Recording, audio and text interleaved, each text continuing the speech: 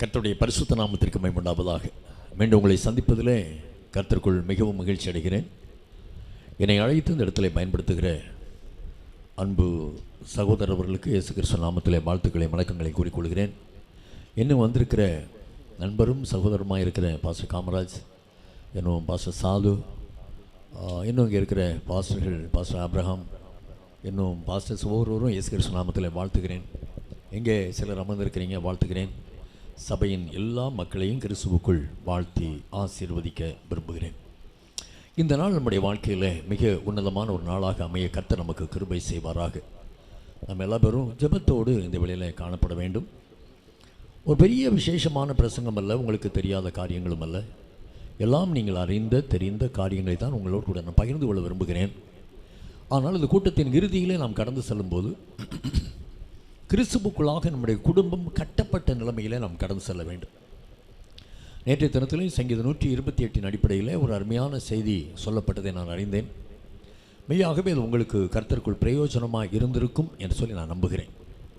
இன்றைய தினத்திலும் கர்த்தருடைய ஆவியானவர் நம்ம கூட பேசுவார் என்று சொல்லக்கூடிய நம்பிக்கை எனக்குள் இருக்கிறது. நீங்கள் நம்பிக்கையோடு கூட கூடி வந்திருக்கிறீங்க. கர்த்தர் நம்மோடு கூட பேச இடம் கொடுப்போம். ரொம்ப ரிலாக்ஸ்டாக, ரொம்ப ஃப்ரீயாக, ரொம்ப ஜாலியாக, ரொம்ப உற்சாகமாக இல்லையா? இது எனக்கு ஃபேமிலி செய்தி கொடுக்குறதோட ஃபேமிலி கேம்ப் நடத்துகிறதுனா எனக்கு ரொம்ப ஃப்ரீயாக இருக்கும். சரியா? அதில் நான் சரி இருந்தாலும் இந்த நாளில் செய்தி என்ற முறையில் சில காரியங்களை உங்களோட நான் பகிர்ந்து கொள்ள விருப்பம் உள்ளவனாக இருக்கிறேன். ஜெபிப்பதற்கு முன்பதாக ஒரு காரியத்தை உங்களுக்கு நான் சொல்ல விரும்புகிறேன். இன்றைக்கி கிறிஸ்தவ குடும்பங்கள் மற்றவர்களை குறித்து நாம் சிந்திக்கலை. இப்போ கிறிஸ்தவ குடும்பங்களில் 3 காரியங்கள் நிறைவேற வேண்டும். ஒன்று, நாம் எல்லாரும் கிறிஸ்துவுக்குள் ஆசீர்வதிக்கப்பட வேண்டும். ஹல்லேலூயா, ஹல்லேலூயா. யாரும் ஆசீர்வாதத்தை வேண்டான்னு சொல்ல மாட்டோம் இல்லையா? அவங்கள மாதிரி வீடு, இவங்கள மாதிரி ஃப்ரிட்ஜு, அவங்கள மாதிரி காரு, எல்லாருக்கும் ஆசை இருக்குது. என்னதான் நம்ம கர்த்தருக்குள் உலகத்தை வெறுத்து வாழ்ந்தாலும் உலகத்தின் நன்மைகளை நாம் வெறுத்து விட முடியாது. ஏன்னா எல்லாமே இப்போ necessities. Car necessity, fridge necessity இல்லையா? அப்போது எல்லா விதத்திலும் நாம் ஆசீர்வதிக்கப்பட வேண்டும். இவர்கள் கர்த்தரை நம்பினார்கள், கர்த்தருக்குள் போனார்கள், ஆபிரகாமை ஆசீர்வதித்த தேவன் இவர்களை ஆசீர்வதித்திருக்கிறார் என்று சொல்லி எல்லாரும் நம்மை குறித்து சொல்லும்படியாக நாம் ஆசீர்வதிக்கப்பட வேண்டும். இரண்டாவது, நம்முடைய வாழ்க்கை சாட்சியாக இருக்க வேண்டும். நம்ம பார்க்குற ஒவ்வொருவரும் நம்மை கிறிஸ்தவர்கள்னு ஒத்துக்கிடணும். ஹல்லேலூயா. அந்தியோகியா பட்டணத்தில் ஆதி கிறிஸ்தவர்களை பார்த்து கிறிஸ்தவர்கள் என்று சொன்னதே புறஜாதிகள் தான். கிறிஸ்தவர்கள் தங்களுக்கு கிறிஸ்தவர்கள் என்று பெயர் வைக்கவில்லை. வேதத்தில் வாசித்து பார்ப்போமே. ஆனால் அந்தியோகியா பட்டணத்தில் இருந்த புறஜாதி மக்கள் கிறிஸ்துவை அறிந்து கிறிஸ்துவுக்குள்ளாக வாழ்ந்து கொண்டிருக்கிற தேவ மக்களை பார்த்து இவர்கள் கிறிஸ்தவர்கள் என்று சொன்னார்கள். ஆனால் இன்றைக்கி உண்மை என்னென்னா, நம்மை பார்த்து கிறிஸ்தவர்கள் என்று சொல்லி அழைக்கிறோம். ஆனால் நம்மை சுற்றிலும் இருக்கிற புறஜாதி மக்கள் நம்மை கிறிஸ்தவர்கள் என்று சொல்லி ஒத்துக்கொள்வதில்லை. ஏனென்றால் கிறிஸ்துவின் சாயலில் நம்மை இல்லை, கிறிஸ்துவின் சுபாவம் நம்மிடத்தில் இல்லை, கிறிஸ்துவின் பழுதற்ற அந்த தன்மைகள் நம்மிடத்தில் இல்லை, கிறிஸ்துவில் காணப்பட்ட சாந்தமும் மனத்தாழ்மையும் நம்மிடத்தில் இல்லை. நம்மிடத்தில் என்றால் உங்களிடத்தில் தனிப்பட்ட முறையில் இல்லை, பொதுவாக கிறிஸ்டியன் ஃபேமிலிஸ், கிறிஸ்டியன்ஸுக்குள்ளே பாருங்கள். இப்படிப்பட்ட ஒரு சாட்சி வேணும். கோணலும் மாறுபாடுமான சந்ததியின் நடுவில் நாம் குற்றமற்ற வாழ்க்கை வாழுகிறவர்களாக அந்த சாட்சி தேசத்தில் அறியப்படணும். மூன்றாவது, கர்த்தருடைய வருகையில் பங்கு பெற்று பரலோகத்தை சுதந்தரித்துக் கொள்ளும். ஹல்லேலூயா, ஹல்லேலூயா. இந்த 3 காரியமும் நமக்கு வேண்டும் என்று சொல்கிறேன். ஆசீர்வாதம், சாட்சியின் வாழ்க்கை, பரலோகம் அல்லது நித்திய ஜீவன். இந்த 3ம் நான் மட்டுமல்ல, என்னுடைய குடும்பத்தில் உள்ள எல்லாரும் பெற்றுக்கொள்ள வேண்டும். ஆமென், ஹல்லேலூயா. நம்ம எல்லாருக்கும் ஃபேமிலி இருக்குது. நம்ம எல்லாருடைய குடும்பத்திலும் எல்லாரும் இந்த 3 விதமான ஆவிக்குரிய மேலான அனுபவங்களுக்குள்ளே கடந்து வர வேண்டும். அதற்காக இன்றைய தினத்திலே கர்த்தர் நம்மோடு கூட பேசுவார் என்று சொல்லி நான் நம்புகிறேன்.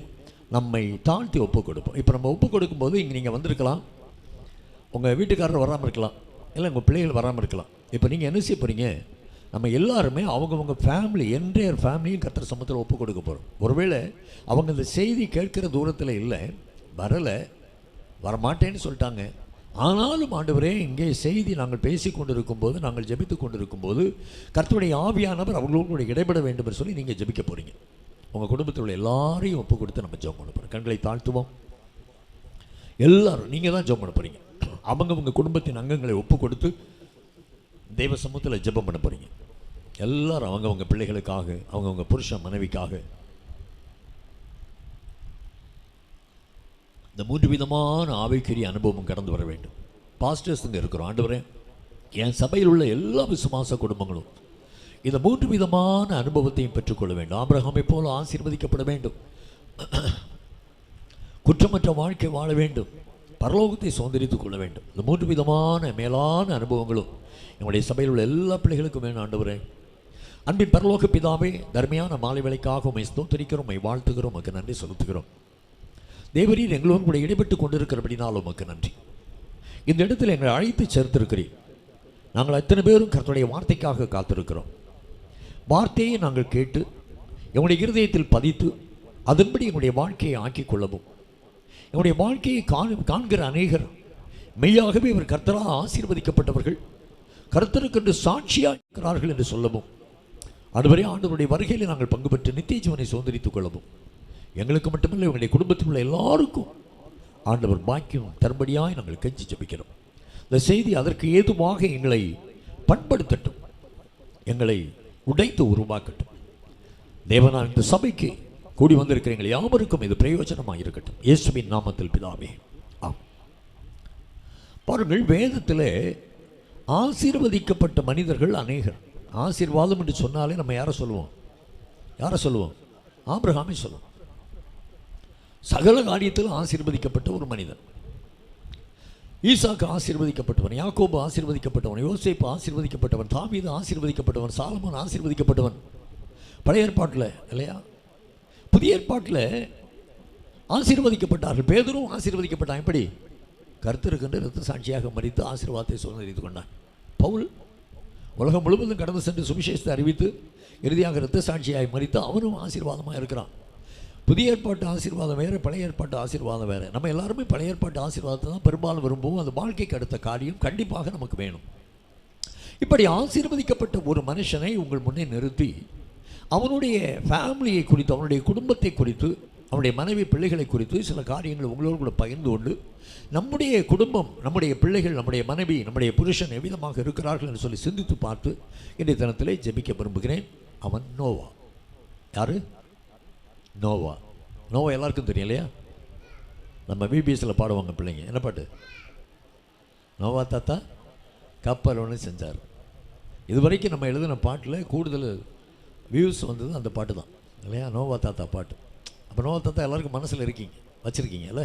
சரி, அந்த நோவா தாத்தாவை பற்றி தான் இப்போ சில காரியங்களை உங்களோடு கூட நான் பகிர்ந்து கொள்ள விரும்புகிறேன். வாசிப்போம். ஆதியாகமம் 9ஆம் அதிகாரம் 1வது வாக்கியத்தை ஒருவர் வாசிக்கலாம். பின்பு தேவன் நோவாவையும் அவன் குமாரரையும் ஆசீர்வதித்து, நீங்கள் பலுகி பெருகி பூமியை நிரப்புங்கள். இது முதலாவது ஆசீர்வாதம். 2வது அடுத்த வசனம், உங்களை பற்றிய பயமும் அச்சமும் பூமியில் உள்ள சகல மிருகங்களுக்கும் ஆகாயத்தில் உள்ள சகல பறவைகளுக்கும் உண்டாயிருக்கும்.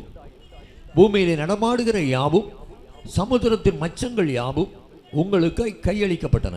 அதுக்கு அடுத்த வசனம், நடமாடுகிற ஜீவசந்துகள் யாவும் உங்களுக்கு ஆகாரமாய் இருப்பதாக.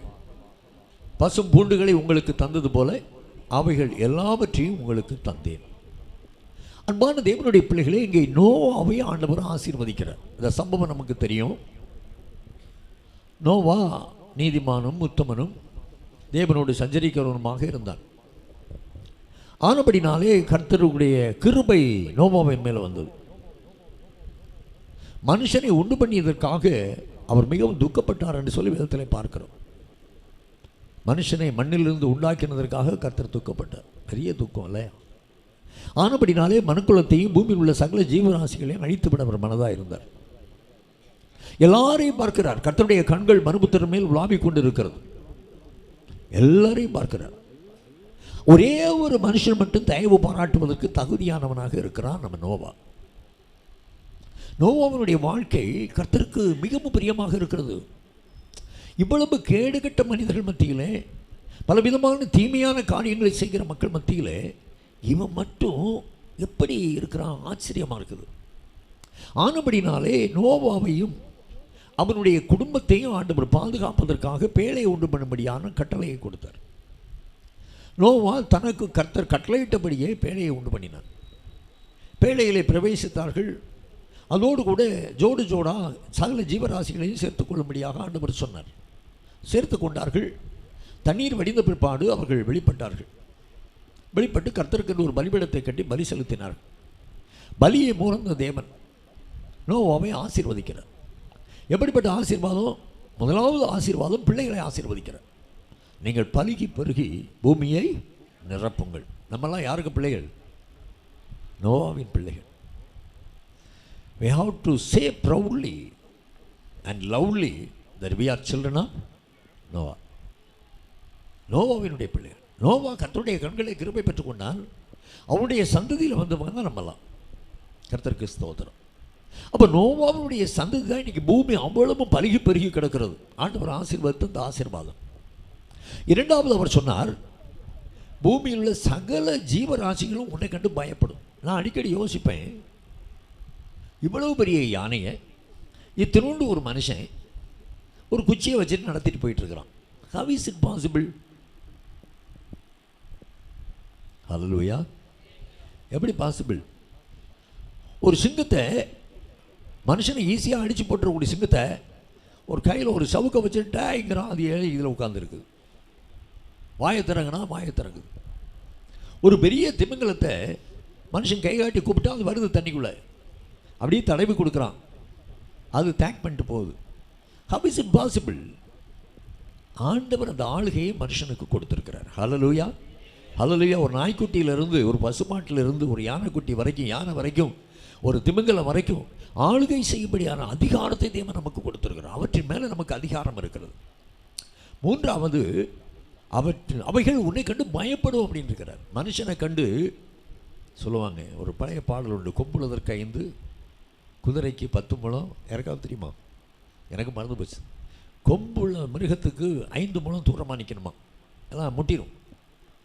குதிரைக்கு 10 முழம். அது முன்னுக்கு போனால் கடிக்கும், பின்னுக்கு போனால் பம்புகரி யானைக்கும் தான் வேண்டுமே அப்படின்னு சொல்லுவான். அதுக்கப்புறம் உள்ள வரி மறந்து போச்சு. யானையை கண்டா ரொம்ப தூரமாக கூடுதல் நிற்கணுமா. மனுஷனை கண்டா பக்கத்திலே வரக்கூடாது. அந்த பாட்டு அப்படி முடியும். மனுஷன் அவ்வளவு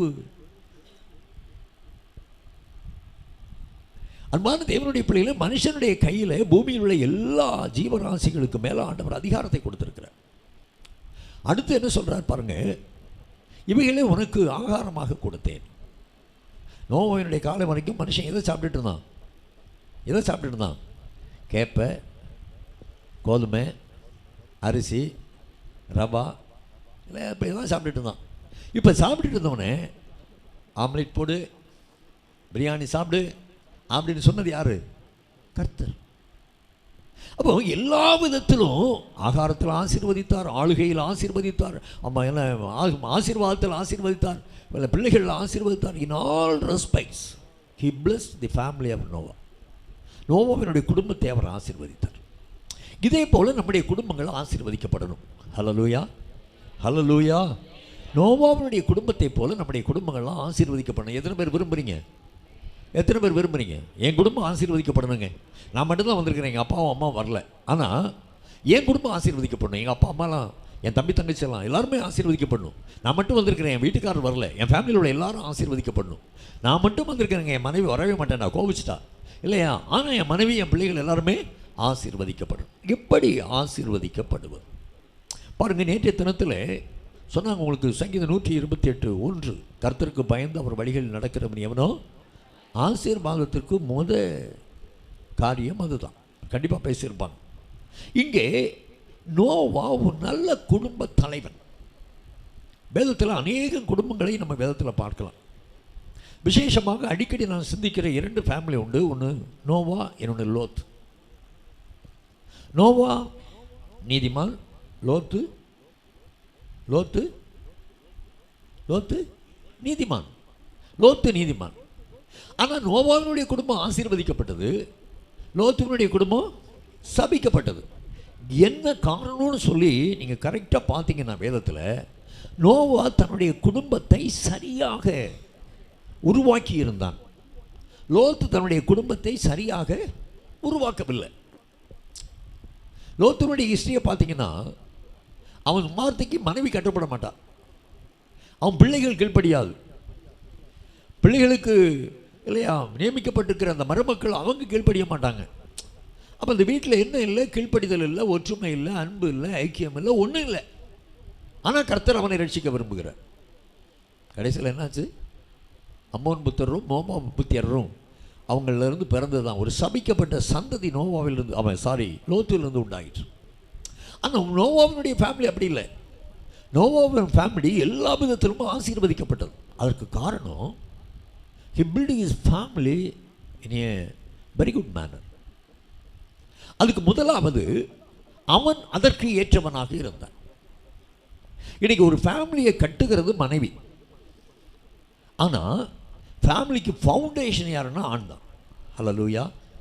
இன்னைக்கு எல்லா ஆண்களும் பொதுவாக நினைக்கிறது, என் மனைவி நல்லா ஜெபம் பண்ணுவாள், என் பையனுக்காக ஜெபம் பண்ணால் படிக்கிறதுக்கு இடம் கிடச்சிது, என் பையனுக்காக ஜெபம் பண்ணால் அருமையான மருமக கிடச்சா, என் பையனுக்காக என் மனைவி இரவு பகல் உட்கார்ந்து ஜெபம் பண்ணால் குழந்தை கிடச்சிது, என் பையனுக்காக ஜெபம் பண்ண, இப்படி சொல்லிகிட்டே இருப்பாங்க. ஆனால் நான் ஜெபம் பண்ணேன்னு பெரும்பாலான ஆண்கள் சொல்கிறது இல்லை. இங்கே பார்க்க வேண்டும், நோவாவினுடைய மனைவியினுடைய ஆவிக்குரிய நிலை இங்கே வேதத்திலே சொல்லப்படவில்லை. ஆனால் நோவாவினுடைய ஆவிக்குரிய நிலை சொல்லப்பட்டிருக்கிறது. இன்னைக்கு கிறிஸ்தவ குடும்பங்களில் வீழ்ச்சிக்கு காரணம் நோவாக்கள் இந்த நோவாவை போல இல்லை. Hallelujah. You understand me?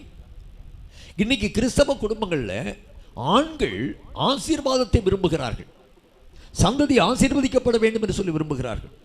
In all respects, எல்லா விதத்திலும் கர்த்தர் எங்களை ஆசீர்வதிக்க வேண்டும் என்று சொல்லி விரும்புகிறார்கள், முயற்சிக்கிறார்கள், உழைக்கிறார்கள், பிரயாசப்படுகிறார்கள். ஆனால் இந்த நோவாவை மாதிரி அவங்க இல்லை. நன்றாக கவனிங்க. வீட்டை கட்டுகிறவள் பெண். ஆனால் யார் நிமித்தம் கட்டணங்களுக்கு ஒத்தாசை கொடுக்கிறான்னா ஆணி நிமித்தம் தான். ஹல்லேலூயா. கர்த்தர் வீட்டை கட்டாராகில் கர்த்தருடைய பிரயாசம் வருதா. தாவீது கர்த்தருக்கென்று கட்ட மனதாக இருந்தான். ஆனபடினாலே தாவீதுக்காக கர்த்தர் கட்டினார். தாவீது கர்த்தருடைய இருதயத்துக்கு ஏற்றவன், அவருக்கு பிரியமானதையெல்லாம் செய்வான், சித்தமானதையெல்லாம் செய்வான் அப்படின்னு சொல்லி ஆண்டவர் அவனை நம்பினபடியினால் அவனுடைய வீட்டை அவர் கட்ட விரும்பினார். இன்னைக்கு குடும்ப வாழ்க்கையில் அப்படி தான். ஒரு ஆணை ஆண்டவர் உன்னிப்பாக கவனிக்கிறார். ஆணுடைய லைஃப் எப்படி இருக்குதுன்னு பார்க்குறார். ஆணுடைய லைஃப் சரியாக இருந்ததுன்னா மனைவிக்கு அவர் செங்கல் எடுத்து கொடுக்குறார், கட்டுமா அப்படின்னு. புத்தி உள்ள ஸ்திரீ தன் வீட்டை கட்டுகிறாள். கட்டுறதுக்கு ரெண்டு பேர் பயன்படுறாங்க. யாரெல்லாம்? ஒன்று கர்த்தர், ஒன்று மனைவி. கர்த்தரும் மனைவியை சேர்ந்து வீட்டை கட்டுவதற்கு நல்ல ஃபவுண்டேஷன் ஸ்டோன் யார்? ஆண். இன்றைக்கி ஆண்கள் குடிக்கிறாங்க, வரிக்கிறாங்க, துன்மார்க்கமாக இருக்கிறாங்க, சண்டை போடுறாங்க, இஷ்டத்துக்கு வாழ்கிறாங்க, சர்ச்சுக்கு வரமாட்டாங்க, ஜெபம் பண்ண மாட்டாங்க, இல்லையா? அவங்க சர்ச்சை அவங்களுக்கு கசக்கும். இது என்னடா இது, ஞாயிற்றுக்கிழமை வந்தால் பெரிய தருத இல்லையா இருக்குது அப்படின்னு சொல்லுவாங்க. இப்படியெல்லாம் சொல்லிகிட்டு இருப்பாங்க. ஆனால் ஆசீர்வாதத்தை விரும்புவாங்க. இன்றைக்கி கிறிஸ்தவ குடும்பங்களில் பலவிதமான பிரச்சனைகளுக்கு காரணம் ஆண்கள். ஒரு பட்டிமன்றமே வைக்கலாம். கிறிஸ்தவ குடும்பங்களில் பிரச்சனைகளுக்கு காரணம் ஆண்களா பெண்களா? ஹல்லேலூயா, ஹல்லேலூயா. ஆண்களா பெண்களா? ஆண்கள் தான் சொல்லிட்டாங்க, கரெக்டாக சொல்கிறாங்க, ஆண்கள் தான். ஏன்னா நோவாவை ஆசீர்வதிப்பதற்கு காரணம் அவன் நீதிமான். யாருடைய பார்வையில் நீதிமான்? கர்த்தருடைய பார்வையில். கர்த்தர் ஒரு ஆணினுடைய வாழ்க்கையை பார்க்கிறார். நம்ம எல்லாரும் சொல்லிருக்கோம், நாங்களாம் நீதிமானுங்க, நாங்கள் ரட்சிக்கப்பட்டிருக்கிறோம், இயேசு கிறிஸ்துவின் ரத்தத்தினால் மீட்கப்பட்டிருக்கிறோம், நாங்கள் தேவனுடைய பிள்ளைகள், நாங்கள் நீதிமான்கள். உண்மைதான். ஆனால் நீதிமானுக்குரிய விதத்திலே உன்னுடைய லைஃப் இருக்குதா? ஹல்லேலூயா. சுயநீதிக்காரனா அநேகம் கிறிஸ்தவர்கள் இருக்கிறாங்க. ஆனால் உண்மையாகவே கர்த்தருடைய பார்வையிலே நாம் நீதிமான்களாக இருக்கிறோமா? அது ரொம்ப முக்கியம். உலக நம்மளை நீதிமான்களாக சொல்லலாம். இங்கே உட்கார்ந்துருக்கிற பாஸ்டர்ஸ் அப்ரிஷியேட் பண்ணலாம், உன் சொந்த மனைவியோ பிள்ளைகளை கூட அப்ரிஷியேட் பண்ணலாம். ஆனால் கர்த்தர் பாராட்டும்படியாக ஒரு நீதி உள்ள ஒரு வாழ்க்கை வாழுகிற ஆண்களாக நாம் இருக்கிறோமா? சிந்திக்க வேண்டும். இன்னைக்கு குடும்பங்களில் அப்படிப்பட்ட ஆண்கள் குறைவுங்க. குடும்பங்களில் தேவ கோபமும் சாபமும் வருவதற்கு காரணம் நான் நினைக்கிறேன் அநேக குடும்பங்களில் ஆண்கள் தான் காரணம். நீதிமான்களை தேடி பார்க்கிற நீதிமான்கள் மேல் கர்த்தருடைய கண்கள் அவருடைய இமைகள் சோதித்து அறிகிறது என்று சொல்லி வேதம் சொல்லுகிறது. ஒவ்வொருவரையும் சோதித்து பார்க்கிறார், பரீட்சை வைக்கிறார். ஆபிரகாம் எல்லா விதத்திலும் சரியாகத்தான் இருந்தான். கடைசியில் ஒரு எக்ஸாம் வச்சார், அதுலேயும் பாஸ் ஆகிட்டான். அப்போதான் சொல்கிறார், நீ கர்த்தருக்கு பயப்படுகிறவன் என்பதை அறிந்திருக்கிறேன். ஏன் இவ்வளவு நாளும் அறியலையா? ஒவ்வொரு இடத்துலையும் தெரியும், நமக்கு தெரியும் அவன் கர்த்தருக்கு பயப்படுகிறவன், கர்த்தரை நேசிக்கிறவன், கர்த்தருக்கு கீழ்ப்படுகிறவன், இதெல்லாம் நமக்கு தெரியும், நமக்கும் தெரியும், கர்த்தருக்கும் தெரியும். ஆனால் இப்போ கடைசியாக ஒரு ஃபைனல் எக்ஸாம், அந்த எக்ஸாமை வச்சு அந்த சோதனையில் அவன் ஜெயிச்ச உடனே அவனுக்கு கொடுக்குற ஆசீர்வாதங்கள் என்ன தெரியுமா? உன் சந்ததி ஆசீர்வதிப்பேன், உன் சந்ததிக்குள் பூமியில் உள்ள அம்சங்களெல்லாம் ஆசீர்வதிக்கப்படும், இல்லையா? நிறைய ஆசீர்வாதங்களை கொடுக்குறார். அப்போ ஆசீர்வாதம் என்பது நம்மை ஆண்டவர் பரீட்சித்து பார்த்து நாம் கர்த்தருடைய பார்வையிலே தேறினவர்களாக விளங்கும் போதுதான். பைபிள் ஃபுல்லாக பாருங்கள், ஒரு ஆணை மையமாக வைத்து தான் ஒரு குடும்பத்தை கட்டுவார், ஒரு ஊழியத்தை கட்டுவார். ஹல்லேலூயா, ஹல்லேலூயா.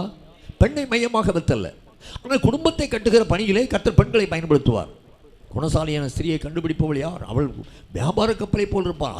அதிகாலை இருட்டோடு எழும்புவாள். இப்போ எல்லா பெண்களும் ராத்திரி போக்கா உட்காந்து யூடியூப்லேயும் அதுலேயும் உட்காந்துட்டு காலையில் எழும்ப முடியாமல் பிள்ளைங்க ஸ்கூலுக்கு போகிறதுக்கு லேட்டாக போகுது. எல்லாரும் இல்லை, சிலர் இருந்தால் கரெக்ட் பண்ணிக்கங்க. அன்பான தேவனுடைய பிள்ளைகளே, ஆண்கள் அவன் அடுத்தது உத்தமன். உத்தமன் நான் கர்த்தருடைய வழியில் நடக்கிறவன், தேவனோடு சஞ்சரிக்கிறவன். அப்படின்னா என்ன அர்த்தம்?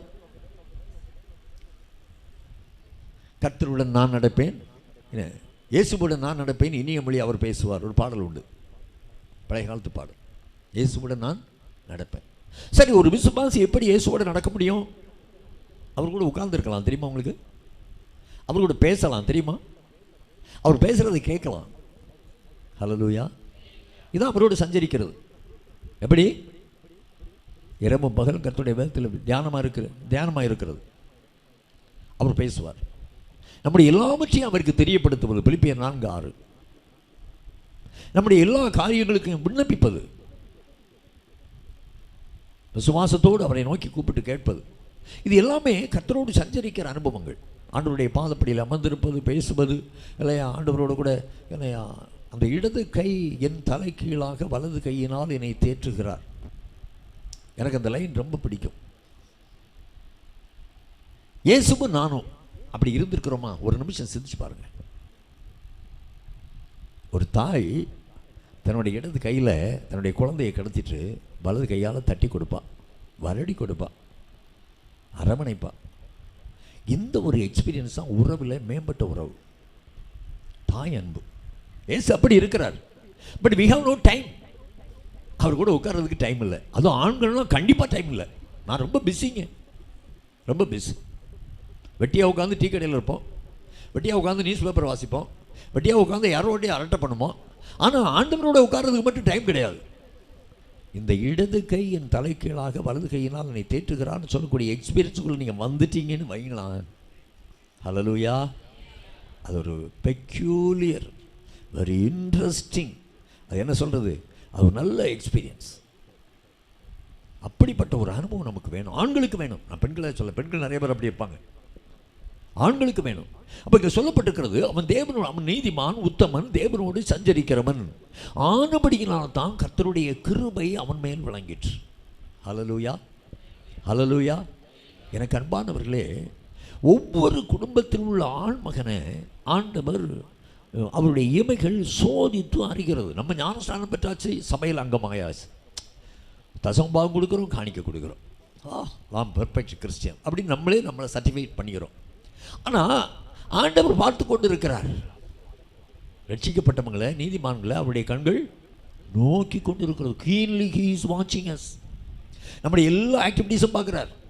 உட்காருதல் தெரியும், எழுந்திருக்குதல் தெரியும், படுத்துக்கிறது தெரியும், போய் சொல்கிறது தெரியும், திருடுறது தெரியும், சண்டை போட்டது தெரியும், மனைவியை அடிக்கிறது தெரியும், இல்லையா? பிள்ளையோட பிள்ளைகளை பட்சபாதகம் பார்க்கறது தெரியும். இது எல்லாமே அவர் பார்த்துட்ருக்கிறார்.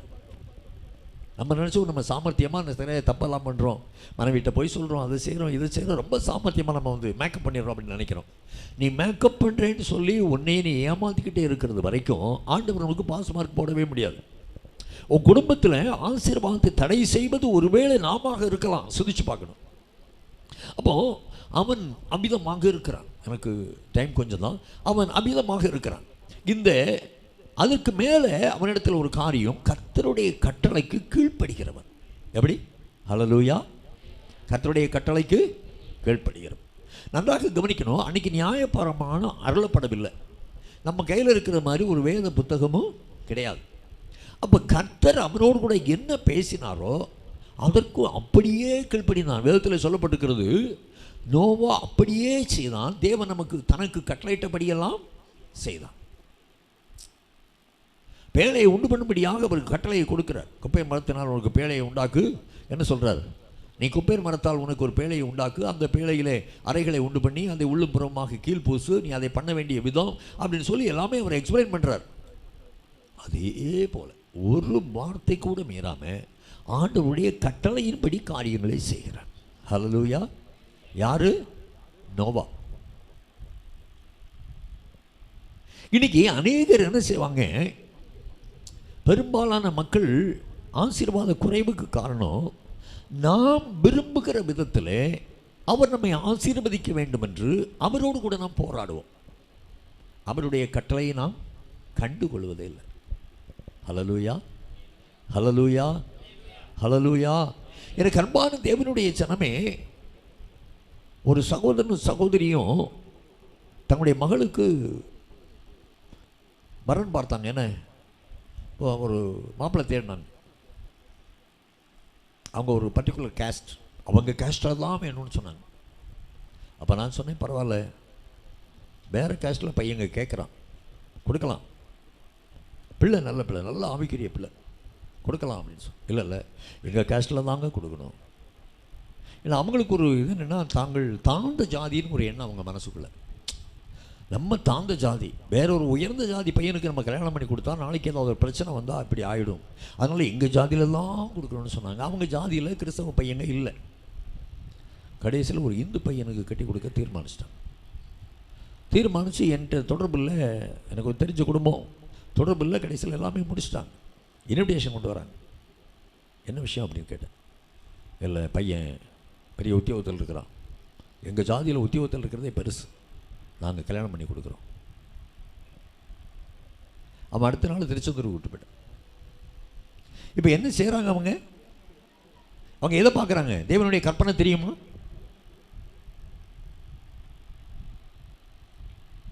கட்டளைகள் தெரியுமா? பிரமாணங்கள் தெரியுமா? தெரியும். பட் தங்களுக்கு எது சௌகரியமாக இருக்குதோ அதை செய்ய முற்படுறாங்க. இன்றைக்கி நிறைய கிறிஸ்தவங்க தேவ கற்பனைகளுக்கும் கட்டளைகளுக்கும் முழுமையாக கீழ்ப்படிவதில்லை. தேவ மக்களுக்கும் புறஜாதிகளுக்கும் எந்த விதத்திலும் ஐக்கியம் ஏது? கர்த்தர் கேட்கிறார். ஒளிக்கும் இருளுக்கும் ஐக்கியம் ஏது? பேலியாளுடைய பிள்ளைகளோடு நமக்கு ஐக்கியம் ஏது? திருமண பந்தத்தில் துணிகரமாக என்ன செய்கிறாங்க? கிறிஸ்தவங்க இறங்கிடுறாங்க. அதுக்கப்புறம் பிரச்சனை வரும்போது ஆண்டவர் சமூகத்தில் முழங்கால் போடுறாங்க. குழந்தை இல்லை, ஆசீர்வாதத்துக்காக கேட்குறாங்க, ஆண்டவரே ஆசீர்வதியும். இஸ் ஹீ ஒரு சர்வெண்ட்? நம்ம வேலைக்காரர் அவர், நம்ம ஏவுதலெல்லாம் அவர் செய்கிறதுக்கு எனக்கு கட்டளை இடுங்கள் அப்படின்னு சொல்லி ஏசாயாவிடத்தில் ஆண்டவர் சொன்னார். கட்டளை இடலாம், அது அன்பின் கட்டளையாக இருக்கணும். அவர் மேலே நம்ம வச்சுருக்கிற ஆசையினால, டேடி அது பண்ணுங்க டேடி அப்படின்னு சொல்லணும். நான் ஒன்றும் கீழ்ப்படிய முடியாது, நீங்கள் செஞ்சு ஆகணும் அப்படின்னு சொன்னால் அது எப்படி? நம்ம முதலாளியா? இன்றைக்கி நிறைய குடும்பங்களில் தீமைகள் வருவதற்கு காரணம் தேவனுடைய வார்த்தைக்கு கீழ்ப்படிவதில்லை, வார்த்தையே தெரிகிறதில்லை, வார்த்தையை வாசிப்பதில்லை. இன்றைக்கி ஒரு கத்தோலிக்க சாமியார் பேசுனதை யாரும் எனக்கு யூடியூப்பில் அனுப்பியிருந்தாங்க. அவர் சொல்கிறாரு, பைபிள் முக்கியம் இல்லை. நீங்கள் என்ன சொல்கிறீங்க? பைபிள் தான் முக்கியம், தேவனுடைய வார்த்தை, நம்ம இதை நம்புகிறோம். அவர் சொல்கிற பைபிள் முக்கியம் இல்லை, நற்கருணை தான் முக்கியம். எல்லா ஆராதனையிலையும் நற்கருணை பண்ணால் மட்டும் போதும், கர்த்தர் நம்ம ஆசீர்வதிப்பார். பைபிள் மனுஷன் எழுதுனதுன்னு சொல்கிறார். ஹல்லேலூயா, ஹல்லேலூயா. இன்றைக்கி அவருக்கும் நம்ம சபையில் உள்ள அநேக சகோதரர்களுக்கும் பெரிய வித்தியாசம் ஒன்றும் கிடையாது. அவரும் பைபிளை வாசிக்கலை, இவங்களும் பைபிளை வாசிக்கலை. நம்ம கையில் பைபிள் இருக்கு, வாசிக்கலை. அவங்க பைபிளை தொடவே மாட்டாங்க, அவங்களும் வாசிக்கலை. ரெண்டும் ஒன்று தானே. ஹல்லேலூயா. நல்லா புரிஞ்சுங்க. நோவா ஆசீர்வதிக்கப்பட்டதுக்கு மிக முக்கியமான காரணம் நோவா தான். அவன் சந்ததி ஆசீர்வதிக்கப்பட்டதுக்கு மிக முக்கியமான காரணம் நோவா தான். அவன் சந்ததி இன்று வரைக்கும் பூமி முழுவதும் பருகி பெருகியிருப்பதற்கு காரணம் நோவா. அப்ப நோவா எப்படி இருக்கணும் இல்லை? ஹல்லேலூயா, ஹல்லேலூயா. அடுத்தது அவனுடைய ஃபேமிலி ரிலேஷன்ஷிப், ஃபேமிலி லைஃப், அதை கொஞ்சம் நான் சொல்ல விரும்புகிறேன். அவன் மனைவியோடு தனித்திருந்தான், மனைவியோடு கூட அங்கே போனான் அப்படிலாம் பைபிளில் இருக்குதா? இல்லை. ஆனால் ஒன்று நமக்கு தெரியும், இவனோடு கூட கர்த்தர் பேசினார். இவன் கூட கர்த்தர் பேசின உடனே இவன் என்ன செஞ்சிருப்பான்னு நினைக்கிறீங்க? ஹல்லேலூயா. தாத்தா ரொம்ப வயசாகிட்டவருக்கு கர்த்தர் அவருக்கு தரிசனமாகி பேசுகிறார். கொப்பை மரத்தினால் ஒரு பேழையை உண்டு பண்ணு, இன்னும் அளவு உண்டு பண்ணு, சகல சீவராஜ்யங்களையும் ஜோடு ஜோடாக சேர்த்துக்கோ, இப்போ ஜலப்பிரளயத்தினால பூமி அழிக்க போகிறேன் அப்படின்னு சொன்ன உடனே இவர் நிறைய கம்பை ஊனிட்டு போய் யார்கிட்ட சொல்லியிருப்பார்? மனைவிட்டு சொல்லியிருப்பார். நம்ம ஒரு மனைவின்னு என்ன சொல்லுவா? அவங்க பைத்தியம் பிடிச்சிட்டு.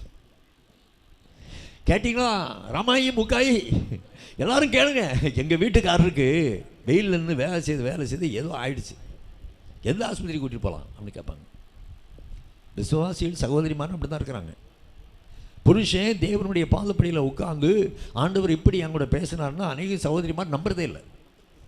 ஹல்லேலூயா. இதுவும் தவறு. ஆனால் அங்கே பாருங்க, நோவா வந்து சொல்கிறார், தாய் கர்த்தர் என் கூட எப்படி பேசினார், அப்படியா ஐயா செஞ்சிருவோம் ஐயா. ஒரு நல்ல கோஆப்ரேஷன் அங்கே பார்க்குறோம். ஹல்லேலூயா. ஹல்லேலூயா. ஆபத்தும் பெண்ணாலே அழிவதும் பெண்ணாலேன்னு சொல்லுவாங்க. ஒரு ஆண் கட்ட முயற்சிக்கிறதை பெண் இடித்து தள்ள முடியும். நிறைய குடும்பங்கள் அப்படி ஆகுது. ஹல்லேலூயா. ஆமாம், இப்போ ஆண்கிட்ட இருந்து பெண்ணுக்கு வர்றோம். நிறைய குடும்பங்களில் ஆண்கள் கட்ட முயற்சிப்பாங்க, காலையிலேருந்து சாயங்காலம் வரைக்கும் உழைப்பாங்க. இந்த அம்மா ஃபோன் ஊதி விட்டுரும். அது எப்படின்னு தெரியுதா? ஒரு முறை ஒரு நண்பர், நான் வங்கி பணியில் இருந்தவன், தேடி வந்தார். வந்து சொன்னார், சார் என் மனைவிக்கு 30 லட்ச ரூபா, பல வருஷங்களுக்கு முந்தைய 30 லட்ச ரூபா அனுப்பினேன், இப்போ ஒரு ரூபா கூட பேங்கில் இல்லை சார். அவன் எடுத்து யாருக்கு கொடுத்தேன்னு கேட்டால் மௌனமாக இருக்கா, சொல்ல மாட்டேங்கிறா. அடிக்கவும் மனசில்லை என் மனைவி. அவளுக்கு என்ன செய்கிறது? கம்ப்ளைண்ட்டாக கொடுக்க முடியும், போலீஸில் போய் உதைக்கவா முடியும்? ஒன்றுமே செய்ய முடியாது சார். நீங்கள் சொல்லுங்கள் சார், அவங்க கூட பணம் எடுக்கும்போது யாரெல்லாம் வந்தாங்க, யாருக்கெல்லாம் அந்த அம்மா கொடுத்துச்சுன்னு சொல்லுங்கள் சார் அப்படின்னார். அப்படின்ட்டு கொஞ்ச நேரம் பேசிட்டு யாரோ தேடி வந்தாங்க சார், நான் போயிட்டு வரேன் அப்படி. உடனே அந்த அம்மா சொல்லிச்சு, சார் எங்கள் அப்பாவுக்கு கொடுத்தேன் சார், என் தம்பிக்கு கொடுத்தேன் சார், என் தங்கச்சிக்கு கொடுத்தேன் சார், வேறு ஊரில் யாருக்குமே கொடுக்கல, எல்லாரும் வாங்கிட்டு போய் ஏமாற்றிட்டாங்க சார், 30 லட்ச ரூபா போயிடுச்சு சார், நீங்கள் அவங்கள சொல்லி கொடுக்காதீங்க சார் அப்படின்னு சொல்லிட்டு. அந்த ஆள் கப்பலில் சுக்கு காப்பி விற்கிற வேலை. அவருக்கு என்ன வேலை? கப்பலுக்குள்ளே வேலை பார்க்குறாரு. உள்ள என்ன வேலைன்னு தெரியுமா அவருக்கு? சுக்கு காப்பி விட்டு சுக்காப்பின்னு கப்பலுக்குள்ளே சுற்றிட்டு வருவார். சுக்காப்பி குடித்து அதில் காசு பார்த்து அதை உண்டாக்கி வீட்டுக்கு அனுப்பியிருக்கிறார். இந்த அம்மா 30 லட்சம் ரூபாயை மொக்க போட்டு எப்படி கட்டுறது? ஹல்லேலூயா. புருஷனும் மனைவியும் ஏக சிந்தை உள்ளவர்களாக இருக்கணும். லைஃப்பில் ஒருமனப்பாடு உள்ளவர்களாக இருக்கணும். புருஷனை நம்பி புருஷன் எடுக்கிற சில முயற்சிகளுக்கு நாம் ஒத்துழைப்பு தரணும். ஹல்லேலூயா. இந்த மாட்டு வண்டியை பார்த்துருக்கோம். மாட்டு வண்டி, நம்ம ஊரில் மாட்டு வண்டி உண்டு. சில மாட்டுக்கு என்ன வேலை அப்படின்னா, ஒரு மாடு நேரம் இழுத்துருப்போம், இது என்னச்சு நெரிக்கும், அப்படி கழுத்தை வச்சு இழு பார்க்கலாம், அந்த மாடை ஓடைக்குள்ளே தள்ளி விட்டுரும். நான்லாம் மாட்டு வண்டி வச்சுருந்தேன், அதனால் எனக்கு தெரியும். இந்த மழை இறங்கி நின்று அடிப்பான், நம்ம ஆள் போட்டு அடிப்பான், அடியெல்லாம் நல்லா வாங்கிக்கும். வாங்கிட்டு பழையபடி வண்டி இழுக்க சொன்னோடனே இது அந்த மாட்டை ஒரு நெரிக்கும், அது இங்கே தலை குப்புற போய் விடுற மாதிரி இருக்கும். அவங்களுக்குள்ள சண்டை. இதே மாதிரி நிறைய சகோதரிமார் உண்டு. என் வீடு கட்டப்படாமல் போனாலும் பரவாயில்ல, என் புருஷனுக்கு மட்டும் நான் கீழ்ப்படியவே கூடாது. ஹல்லேலூயா. ஆமாம், என் குடும்பம் நாசமாக போனாலும் பரவாயில்லைங்க, என் புருஷனுக்கு கீழ்ப்படிந்தேன்னு சொல்லக்கூடிய ஒரு பாவத்தை நான் செய்யவே மாட்டேன். அவருக்கு நான் கீழ்ப்படிந்தால் என் கௌரவம் என்ன ஆகிறது? நான் எவ்வளோ படிச்சிருக்கேன்? அவர் 8ஆம் கிளாஸ் படிச்சிருக்காரு, நான் BA படிச்சிருக்கேன். யாருக்கு அறிவு ஜாஸ்தி? ஆமாம், அப்படி நினைக்கிறாங்க பெண்கள். நல்லா கவனிங்க, நல்லா ஞாபகத்தில் வச்சுங்க. ஊரான் சொல்கிறான், உலகத்தான் சொல்கிறான், ஆவதும் பெண்ணாலே அழிவதும் பெண்ணாலே. நோவாவினுடைய மனைவி நோவாவை பார்த்து பைத்தியம்னு ஒரு சீலை போட்டு, ஏய் சேம் காம் யாப்பாய்த்து ஓடுங்கடா, அப்பாவை தூக்கி கொண்டு ஏதாவது ஒரு பைத்தியக்கார ஆஸ்பத்திரியில் கொண்டு போய் போடுங்களா, அப்பாவுக்கு பைத்தியம் பிடிச்சிட்டு அப்படின்னு சொல்லியிருந்தான்னா இன்னைக்கு உலகத்தில் மனுஷன் இருப்பானா? ஹல்லேலூயா. ஹல்லேலூயா. அப்போ மனைவி அவனோடு கூட அவ்வளவு ஒத்துழைப்பை கொடுத்தான்னா அவங்க 2 பேருக்குள்ள அந்த ரிலேஷன்ஷிப் எப்படி இருந்தது? ஹல்லேலூயா. இது 25 வயசுலையா அந்த ரிலேஷன்ஷிப்? 30 வயசுலையா? 40 வயசுலையா? பேரம்பத்தி எடுத்தாச்சு. அவங்க புருஷன் பிள்ளைகளுக்கெல்லாம் கல்யாணம் ஆகி மருமக்களெல்லாம் வீட்டுக்கு வந்து பாருங்கள், அவ்வளவு வயசான பிறகும் ஐயாவை அம்மா விட்டு கொடுக்கறதில்ல, அம்மாவை ஐயா விட்டு கொடுக்கறதில்ல. சில குடும்பங்களில் பார்த்தீங்கன்னா என்ன செய்வாங்க, ஆண்களுக்கு ஒரு பழக்கம் உண்டு. ஒரு பொம்பளை பிள்ளை வளர்ந்து கொஞ்சம் பெருசு ஆகிட்டா போதும், பிள்ளையை ராணி ஆக்கிடுவாங்க. ஹல்லேலூயா. மகளை ராணி ஆக்கிடுவாங்க. சில பெண்கள் உண்டு, ஒரு ஆம்பளை பிள்ளை தலைக்கு மேலே வளர்ந்துட்டா போதும், ஏனி ஆம்பளை பையன் இருக்கேன் என்னைய பார்த்துக்குவான். அதுக்கப்புறம் புருஷன் உதாசீனப்படுத்துவாங்க, அந்த பையனை ராஜாவாக்கிடுவாங்க. இந்த 2 பிள்ளைகளாக தான் குடும்பம் கெட்டு போயிடும். ஹல்லேலூயா. நான் உங்களுக்கு சொல்கிறேன், சில ஆண்டுகளுக்கு முன்பு என்னுடைய வீட்டில் ஒரு சம்பவம். என்னுடைய மனைவி, எனக்கு ரொம்ப விவரம் இல்லை, பாவம் போல் ஏதோ பேசிட்டான். பேசுகிறோன்னே என் பையன் ஆர்கியூ பண்ணுவான், என்ன நீங்கள் எப்படி பேசிட்டீங்க அப்படி. நான் ஃப்ரெண்ட் ரூமில் உட்காந்துட்டு இருக்கிறேன், கிச்சனில் சத்தம் கேட்குது. என்னடா அங்கே சத்தம் அப்படின்னு நான் அங்கேருந்து ஓன்னு ஒரு சத்தத்தை விடுறேன். உடனே என் பையன் ஓடி வரான், அம்மா இப்படி பேசிட்டாங்க. அமைதியாக இருக்கேன். தப்பாக தான் பேசியிருக்கிறா. விட்டு கொடுக்கலாமா மனைவியை? விட்டு கொடுக்க முடியாது. மாம்சத்தின் மாம்சமும் எலும்பின். இப்போ அவளை நான் காயப்படுத்தினா, தன்னைத்தானே காயப்படுத்தினா லேகியோன் மாதிரி ஆயிடுவேன். புரியுதா? புரியுதா? நம்ம லேகியோன் ஆகக்கூடாது ஒரு நாளும். சரி பாருங்கள், இப்போது பையன் பேசுகிறான், என்ன செய்யணும் முழிக்கிறேன் எனக்குள்ள. அடுத்த மகா வர, மகளுக்கு என் மேலே ரொம்ப ஓவர் லவ். நம்மளும் பொம்பளை பிள்ளைன்னா கொஞ்சம் அன்பாக இருக்கும். அப்போ அம்மா இப்படி பேசிட்டாங்க. எனக்கு என்ன சொல்லன்னு தெரியல, நோ ஜட்ஜ்மெண்ட். டக்குன்னு சத்தத்தை உயர்த்தி சொன்னேன், இங்கே பாரு, இந்த வீட்டில் அவள் தான் ராணி, அவள் வச்சது தான் சட்டம். அவள் கிணத்துல குதினா நீ கிணத்துல குதிக்கணும். அவளை பற்றி ஏன்ட்ட வந்து பேசக்கூடாது. உங்கள் 2 பேரை விடவும் என் மனைவியை நான் அதிகமாக நேசிக்கிறேன், அவளை அதிகமாக நேசிக்கிறேன், because she is my wife. Hallelujah. இன்னைக்கு வரைக்கும் 2 பிள்ளைகளை என் மனைவியை குறித்து கம்ப்ளைண்ட் பண்ணுறதில்லை. கம்ப்ளைண்ட் பண்ண வேண்டிய சூழ்நிலைகள் வருமா? வரும். ஆனால் அவங்களுக்கு தெரியும், அப்பாட்ட போய் கம்ப்ளைண்ட் பண்ணி பிரயோஜனமே இல்லை. அதே போல் அப்பாவை பற்றி கம்ப்ளைண்ட் பண்ண வேண்டிய சூழ்நிலைகள் வரும், அம்மாட்ட போய் கம்ப்ளைண்ட் பண்ணவே. ஏன்னா அன்னைக்கு அந்த ஒரு ஷாக் ட்ரீட்மெண்ட்.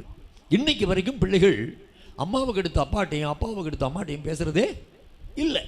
இன்றைக்கி சில பெண்கள் அறிவின்மையினால் பிள்ளைகளை என்கரேஜ் பண்ணி புருஷனோட மோத விடுவாங்க. நீ கேளுடா, அவர்கிட்ட வேலைக்கு போய்ட்டு 5 மணிக்கு வந்தவர் இவங்க எங்கே போனார்னு கேளு. உன்னோட பையன் எங்கே, பாப்பா எங்கே போய்ட்டு வரீங்க? இவன் பண்ண 12th படிப்பான். அப்பா இன்றைக்கி லேட், ஏன் லேட்? நான் அந்த ஆளுக்கு 45 வயசு இருக்கும். அவர் மாதிரி பார்ப்பார், பார்த்துட்டு அமைதலாக போவார். சொல்லுங்கப்பா கேட்குறேங்களே. அவருக்கு கொலை வெறி வரும். இப்போ 45 வயசான அவரை பார்த்து +2 படித்த மவன் கேட்குறான், எங்கே போய்ட்டு லேட்டாக வர? அம்மா கதவுக்கு பின்னாடி இன்னும் இப்படி பார்த்துட்டு நிற்கிது. இப்படியெல்லாம் பண்ணாதீங்க, குடும்ப நாசம் ஆகிடும். ஹல்லேலூயா. ஹல்லேலூயா. அதே போல் ஒரு பொம்பளைக்கு விரோதமாக பொம்பளை பிள்ளைகளை திருப்பி விட்டுறாதீங்க, குடும்ப நாசமாகிடும். இங்கே பார்த்தீங்க அப்படின்னா புருஷன் சொல்கிற அந்த வார்த்தைக்கு மேலே அவளுக்கு அவ்வளோ பெரிய நம்பிக்கைங்க. அவன் வந்து சொல்கிறான், கர்த்தரை என் கூட பேசினார்மா, இப்படி கொப்பையர் மரத்தினால் ஒரு பேழையை செய்ய சொல்லியிருக்கிறாரு. ஒன்று நான் நினைக்கிறேன், எனக்கு கூட இமேஜினேஷன். அவன் 3 பேரையும் கூப்பிடுறான், ஏ சேம் தம்பி கூப்பிடு, ஏ காம் வாடா, வாங்க வாங்க 3 பேரும் வாங்க. அப்பாவுக்கு ஆண்டவர் தரிசனமாக இருக்கிறார், இப்படி பேசி இருக்கிறார். அப்பாவுகளை எழுந்து நடக்கக்கூட முடியாது, கூட போங்க, போய் அந்த கொப்பையர் மரத்தால் ஒரு பேழையை கெட்டுங்க அப்படின்னு சொல்லியிருப்பாருங்கிறது என்னுடைய சிந்தனை. ஹல்லேலூயா. ஹல்லேலூயா. பெண்கள் கட்டுகிறவர்களாக இருக்க வேண்டும். அந்த இடத்துல மட்டும் நோவாவினுடைய மனைவி வேறு விதமாக செயல்பட்டு இருந்தால் சரித்திரமே மாறி போயிருக்கும். திருப்பி ஒருக்கா மண்ணை பிசைந்து மனுஷன் அவர் உருவாக்க வேண்டியது இருந்திருக்கும். புரியுதா? அவருடைய திட்டமே தவிடுபடியாக போயிருக்கும். நோவாவினுடைய மனைவி நோவாவோடு கர்த்தர் பேசி சொல்லிய எல்லாவற்றுக்கும் உடன்பட்டாள். எப்பவுமே உடன்படுகிற மனைவியாக இருக்கணும். அதுக்காக சாராயம் பிடிக்கிறதுக்கும் குடிக்கிறதுக்கும் சண்டை போடுறதுக்கும் அடுத்த வீட்டுக்காரனை விட்டுறதுக்கும் உடன்பட்டுறாதீங்க. சிலர் அப்படி உண்டு. நான் ஒரு சோழபுரம்னு ஒரு கிராமத்துக்கு போயிருந்தேன் காலேஜில் படிக்கும்போது.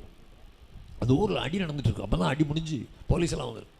அப்போ சொன்னாங்க, டேய் அவன் வேல்கம்பை தூக்கிட்டு முன்னுக்கு போனான்னா பின்னாடி நம்ம ஆள் என்ன சொன்னால் சுழவில் கல் பறக்கிட்டு போவான். என்ன செய்வாங்களாம்? சுழகு தெரியுமா? சுழகு தெரியுமா? சுழகு பார்த்தது இல்லையா? அது எப்படி இருக்கும்? ஆமாம், சரி. அந்த சுழகில் கல் பறக்கி வச்சு தலையில் வச்சு தூக்கிட்டு போவாங்களாம் அடுத்த மாதிரி எரிகிறதுக்கு, கோஷ்டி சண்டையில். அந்த சைடு கொஞ்சம் லேடிஸ் வருவாங்க, சாக்கில் கல் பறக்கி போட்டு கொண்டு வருவாங்க, அருவாளெல்லாம் தூக்கிட்டு வருவாங்களா. ஐயோ நீ மறந்து வச்சுட்டு போயிட்டாயா அருவாளை, வெல்கம் மட்டும் தான் தூக்கிட்டு போயிருக்காங்க, அந்த அருவாளையும் கொண்டு போ அவனுக்கு பின்னாடி தூக்கிட்டு வருவாங்க. கடைசியில் ஒரு 10 கொலை, 2 கோஷ்டி. ஆபதும் பின்னாலே. ஆமாம், அவர் வீட்டுக்காரரும் ஜெயிலுக்கு போயிடுவார், இவங்க வீட்டுக்காரரும் ஜெயிலுக்கு போயிடுவார், பிள்ளைகளை தெருவில் நடந்து பிச்சை எடுக்கும். இப்படி ஆக்கி விட்டுருவாங்க சில பெண்கள். நோ, சில பெண்கள் உண்டு, நம்முடைய கிறிஸ்தவ பெண்கள் கூட. நீங்கள் கேட்பீங்களா கேட்க மாட்டீங்களா, கேட்பீங்களா கேட்க மாட்டீங்களா, புருஷனை ஸ்க்ரூ பண்ணி பக்கத்து வீட்டுக்காரன் கூட சண்டைக்கு விட்டுருவாங்க. ஹல்லேலூயா. பிற வாழ்க்கை போகிறா போலீஸ் கேஸ். எங்கே போகிறீங்க? போலீஸ் ஸ்டேஷனில் போகிறோம். எதுக்கு போகிறீங்க? You are Christians. உங்களுடைய வழக்குகளை தீர்க்க முடியாதா? பைபிள் கேட்குது. தீர்க்கிறது இங்கே இருக்கிறாங்களே வரிசையா, அவங்கள்ட்ட போய் தீர்க்க வேண்டியதானே. எதுக்கு போலீஸ் ஸ்டேஷன் போகிறீங்க? பைபிள் எழுதி வச்சிருக்கு. ஆனால் பெண்கள் ஆண்களுடைய நல்ல முயற்சிகளுக்கு ஒத்துழைப்பு கொடுக்கிறவர்களாக இருக்க வேண்டும்.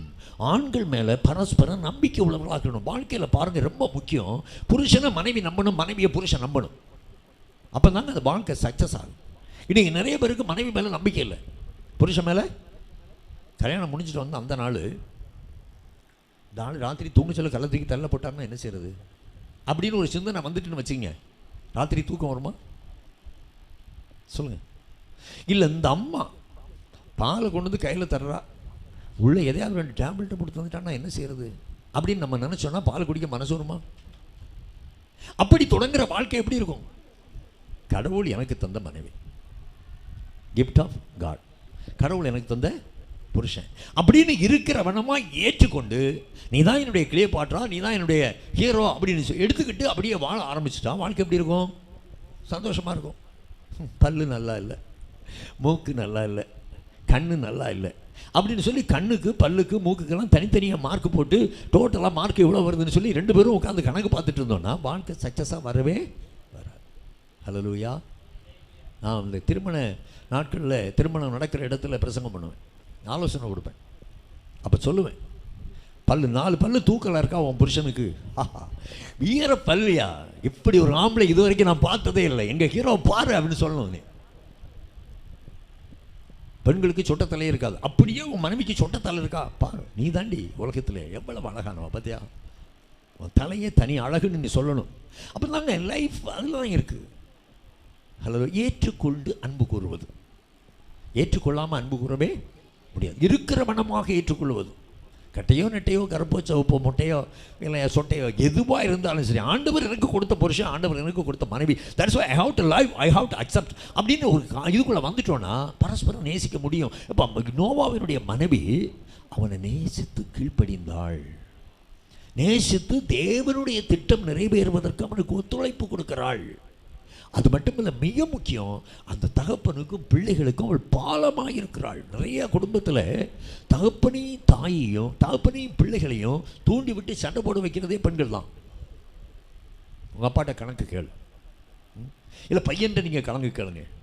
பணம் கொடுத்தல, அவன் கல்யாணம் பண்ணியாச்சுல்ல, தனி குடித்தனம் வந்தாச்சுல்ல, பிறகு அவன் என்ன செய்யலாம் கேளுங்க. நீங்கள் மருமகள்கிட்ட கேளுங்க, எத்தனை கிராம் கொண்டு வந்தானே அதை நிறுத்து வாங்கிட்டு வாங்க, கடையில் போய் நிறுத்து செக் பண்ணிட்டு வாங்க அப்படின்னு தூண்டி விடுறதே சில பெண்கள் தான். இப்படிலாம் பண்ணாதீங்க.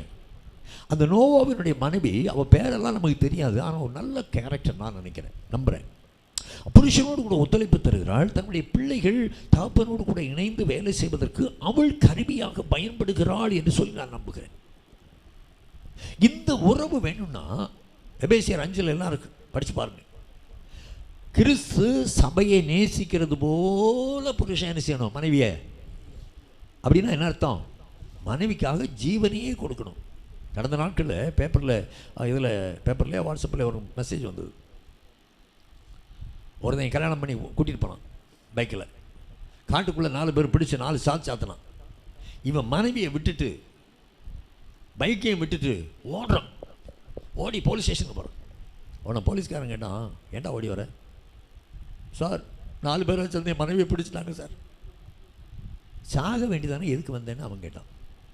சாக வேண்டியதானே, மனைவியை நீயும் பைக்கில் வந்துருக்கிறீங்க, 4 பேராக சேர்ந்து அவளை பிடிச்சிட்டான் வழியில், அப்போ நீ 2 பேரை கொல்லணும், இல்லை நீ சாகணும் அந்த இடத்துல, எதுக்குடா வந்த அப்படின்னு போலீஸ்காரன் கேட்டான். அது அப்படியே போட்டிருக்கான் பேப்பரில். ஹல்லேலூயா. விட்டுட்டு ஓடுறதுக்காக கல்யாணம் பண்ணுறது, ஒன்று அவளை ப்ரொடெக்ட் பண்ணணும், இல்லை நீ சாகணும். ஜீவனை கொடுக்கிற அன்பு. ஹல்லேலூயா. அதே போல் புருஷனுக்கு எல்லா காரியத்திலும் மனைவி கீழ்ப்படியணும். இன் ஆல் ரெஸ்பெக்ட்ஸ், எல்லா விதத்திலும் மனைவி என்ன செய்யணும்? கீழ்ப்படியணும். ஒருவேளை புருஷன் எடுக்கிற தீர்மானம் நமக்கு 100% ஒற்றுமையாக சரியாக இருக்காது. இந்த டேபிள் வெயிட் இருக்கு, கணவன் சொல்கிறார் இந்த பக்கம் தான் வைக்கணும், நீங்கள் சொல்கிறீங்க இந்த பக்கம் வச்சிங்கன்னா கை தட்டுப்படி கீழே விழுந்துடும், இந்த பக்கம் வைங்க. இப்படியே ஆர்கியூ பண்ணிகிட்டு இருந்தால் வீட்டுக்குள்ளே எப்படி இருக்கும்? கசமசான்னு இருக்கும். சரிப்பா இந்த பக்கம் தானே வைக்கணும், வச்சு அவ்வளோதான். 2 தடவை அவர் தட்டி போட்டோடனே அவரே என்ன செஞ்சுருவார்? தூக்கி இங்கே கொண்டு வச்சுருவார். ஆமாம் அங்கே கொண்டு வச்சுருக்கீங்க, நீ சொன்னது சரிதான், பார்த்துக்க, அது கீழே விழுந்துருச்சு, சரியாயிரும். இப்படி தான் லைஃப் இருக்கணும் புருஷ மனைவிக்குள்ளே. சரி, இப்போது அந்த அம்மா வந்து என்ன செய்கிறாங்க? பிள்ளைகளை மனைவி திருச்சபை கீழ்ப்படுகிறது போல் என்ன செய்யணுமா? கீழ்ப்படியணும். இப்படி ஒரு கீழ்ப்படிதலும் ஒரு அன்பு இருந்ததுன்னு வைங்களேன், 2 பேரும் சேர்ந்து என்ன செய்ய முடியும்? குடும்பத்தை கட்டி எழுப்ப முடியும். அடுத்தது பாருங்கள், பிள்ளைகளை நடத்துகிறது. 2 பேரும் சேர்ந்தாச்சு, புருஷ மனைவி. நல்ல ஜோடினா இப்படி ஜோடி எப்படி இருக்கணும்? கிறிஸ்தவங்கன்னா அப்படி இருக்கணும். டெய்லி ஞாயிற்றுக்கிழமைனா காலையிலேயே பைபிள் எடுத்துகிட்டு போயிடுவாங்க இல்லையா? உபவாசம் கூட்டத்துக்கு விட மாட்டாங்க, ஒரு கூட்டத்துக்கும் போகாமல் இருக்க மாட்டாங்க. புருஷன் மனைவியும் சேர்ந்து போவாங்க. வயசான காலத்தில் கூட கையை பிடிச்சிட்டு நடக்க முடியாமல் நடந்து போகிற பாரு, காட்சியை பாரு அப்படிலாம் சொல்லுவாங்க 4 பேர். ஓகே, ஆனால் பிள்ளைகளை எப்படி வளர்ப்பது? நான் அதை யோசிக்கும் போது யோசித்தேன். எனக்கு நிறைய டைம் இதெல்லாம் ஒரு 3 மணிக்கு நான் பிரசங்கம் பண்ணுவேன். பாருங்கள், சேம் காம் ஏப்பியத்து இந்த 3 பேரும். இங்கே உனக்கு அக்கா தங்கச்சி யாராவது வந்திருக்காங்களா? உங்க கூட பிறந்தவங்க யாராவது வந்திருக்காங்களா? யாரும் வரலையா? உங்களோட பிரதர் சிஸ்டர்ஸ் நீங்கள் 2 பேரும் ஒரே வீட்டு பிள்ளைகளா? 2 பேரும் எழுப்பி நில்லுங்க.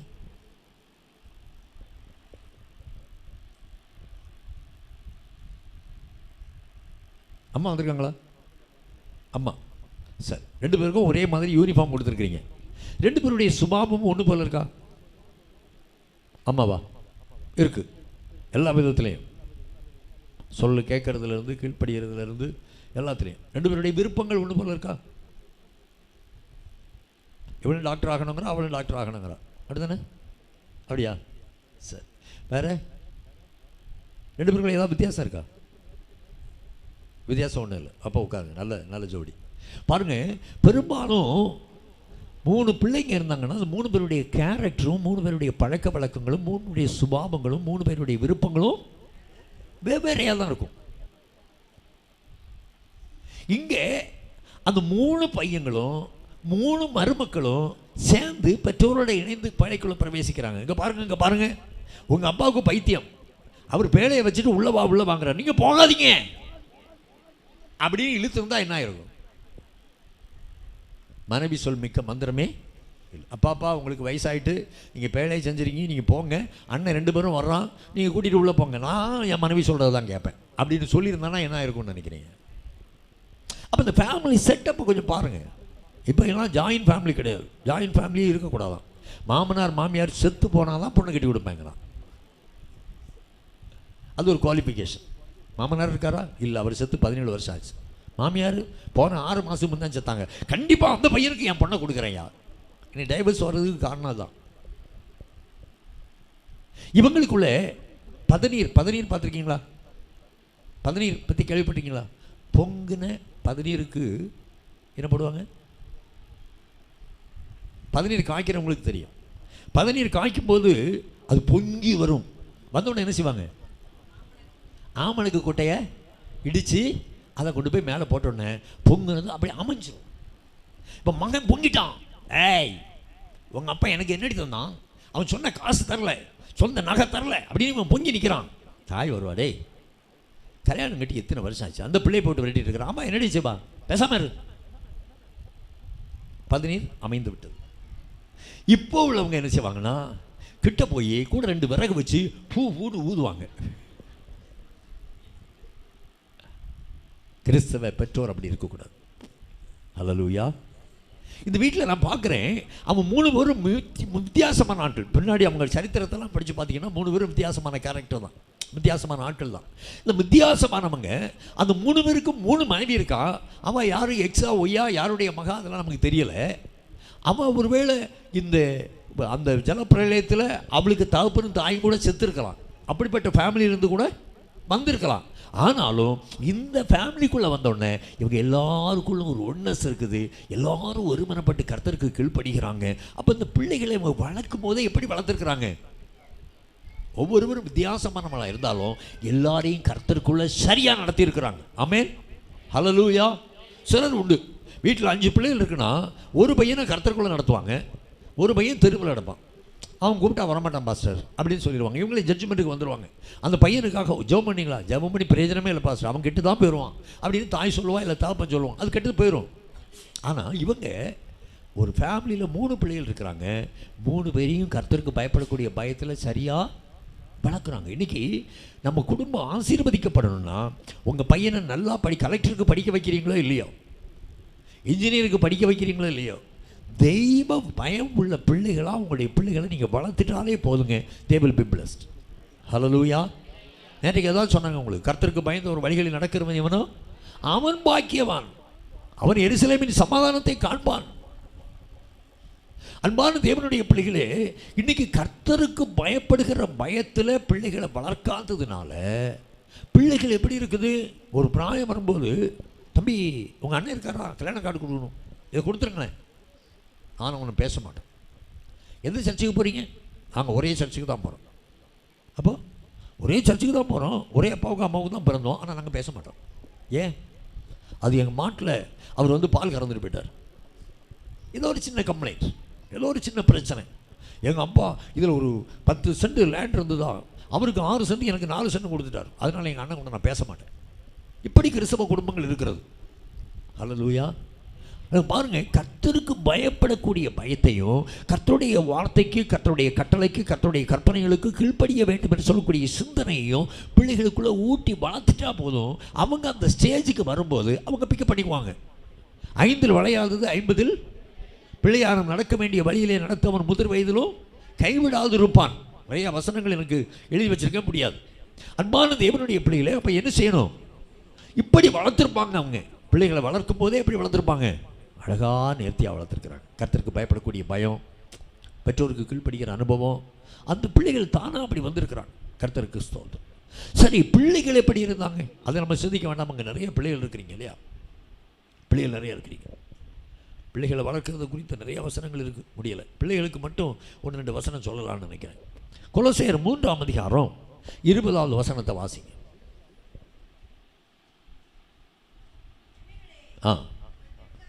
உங்கள் பெற்றாருக்கு எல்லா காரியத்திலும் கீழ்ப்படியுங்கள், இது கர்த்தருக்கு பிரியமானது. சரி, இந்த வசனத்துக்கு கீழ்ப்படுகிற பிள்ளைகளெல்லாம் சேர்ந்து ஒரு அல்லேலூயா சொல்லுங்க பார்க்கலாம். இல்லையா? இப்போ சேம் இங்கே இருந்திருந்தானா அவன் கை தூக்கி அல்லேலூயா சொல்லியிருப்பானா? சொல்லியிருப்பான். காம் யாப்பேத் சொல்லியிருப்பான். நம்ம ஏன் சொல்லலை? ஏன் சொல்லலை?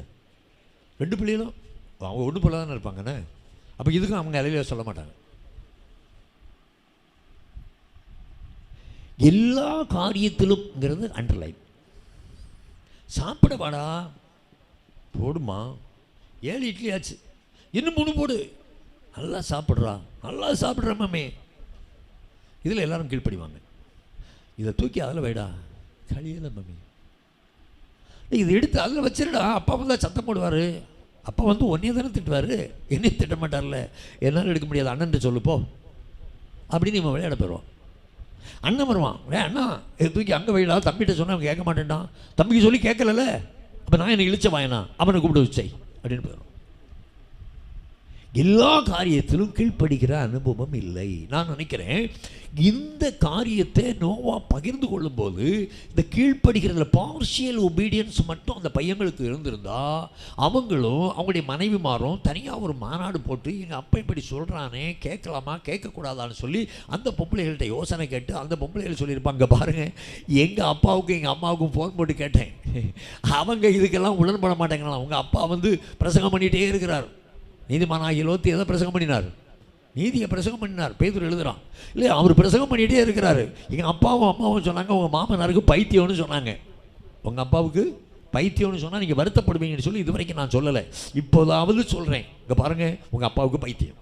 நீங்கள் சம்மதிக்கிறீங்களோ இல்லையோ, தயவு செய்து பேழைக்குள்ளே மட்டும் போகாதீங்க, ஊரெல்லாம் நம்மளை பார்த்து சிரிக்கும்.